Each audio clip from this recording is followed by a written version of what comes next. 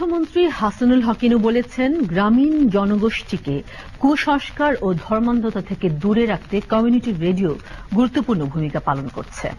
Bangladesh NGOs network, radio and communication, BNNRC ও free press আনলিমিটেডের যৌথ উদ্যোগে আজ রাজধানীতে দারিদ্র বিমোচনে কমিউনিটি রেডিও শীর্ষক এক সেমিনারে তথ্যমন্ত্রী একথা বলেন।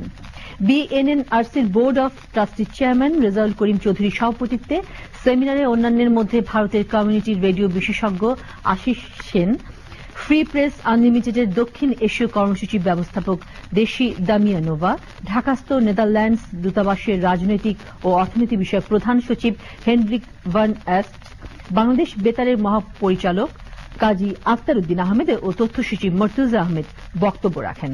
তথ্যমন্ত্রী বলেন, কমিউনিটি রেডিও প্রান্তিক জনগোষ্ঠীর তথ্য অধিকার নিশ্চিতের পাশাপাশি কণ্ঠহীনদের কণ্ঠ দেওয়ার মাধ্যমে এবং সরকারকে সেসব তথ্য দিয়ে জনগণের ক্ষমতায়নে কাজ করছে।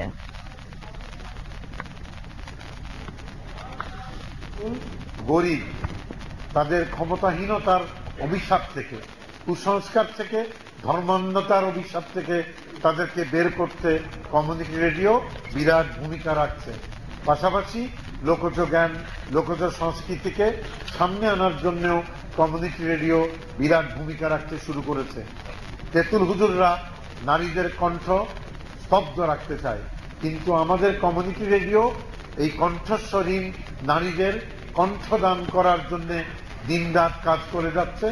এটা আমাদের ধর্মান্ধতা, কুসংস্কার থেকে নারীকে বাঁচাতে ভূমিকা রাখবে।